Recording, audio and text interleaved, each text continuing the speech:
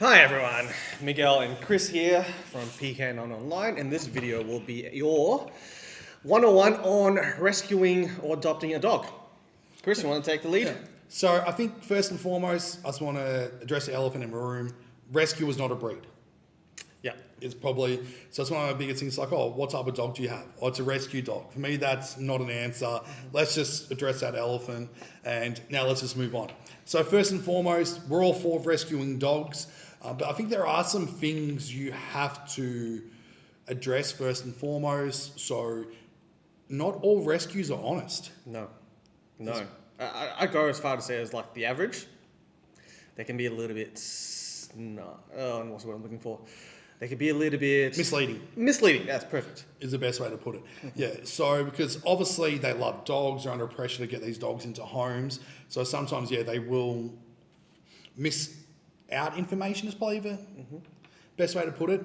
Conveniently leave things out. Yeah, so if you are looking at rescuing a dog, so for me, first and foremost, I'd recommend visiting the dog a few times, seeing if you're actually able to take the dog out for a walk and everything else. Because you sometimes find as well, what happens is in a kennel environment, a rescue or a shelter environment, the dogs can be a little bit suppressed or shut down. So if you get them out and about and give them a chance to open up, you can actually see their true colours a little bit more.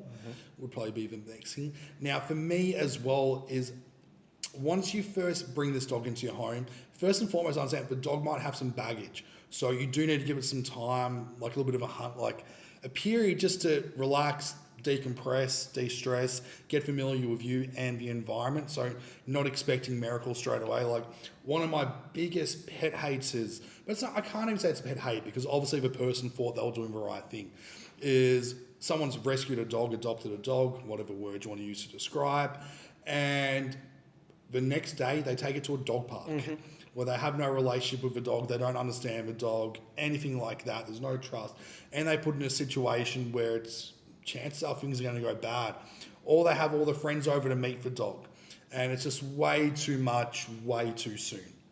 It's almost as if even the rescues, shelters, call them what you like, almost super compensate for what the dog may have potentially missed out on. So instead of having, obviously, besides this warm-up period that kind of Chris has described for the dog to settle in, they don't want to, or don't even think to use structure and boundaries in a household and just give it all love, and the dog gets a chance to rehearse all these things, and then you're playing catch-up then. Yeah, so always, I guess when you bring the dog home as well, like whatever rules you want to have long-term, introduce those from the start. And one thing I do want to address as well is you hear it so frequently where, oh, the dog must have been abused by men, or the dog must have been hit with sticks, or whatever it might be, because, oh, he's scared of men. Sometimes you have to understand as well, it's not what happened to the dog, it can more so be a lack of what didn't happen. So the dog wasn't exposed to men, the dog wasn't exposed to a broom, whatever it might be. Other animals, cars. Yeah, so whatever it might be. So those things can create issues. The dog's never been taken inside onto a slippery floor. Like, there's 100 things that can happen. Oh, you know, someone must have been really rough when they were brushing the dog. It's like, well, maybe the dog's just never been brushed before in its life and doesn't know what it is and stuff like that. So for me, that's one thing to really be mindful of as well. So not creating a story around the dog, just accepting the dog to say, hey, this is what the dog's like, this is what I need to work on, and putting together a solid game plan for that. And that's pretty much it. So if you do rescue a dog, I think, I much prefer it, honestly, got to be honest, the term adopt. If you do adopt a dog, for me, you didn't, take the dog out of a burning building or save it from being beaten up or whatever it might. There are true rescue dogs. For the most part, people are adopting dogs.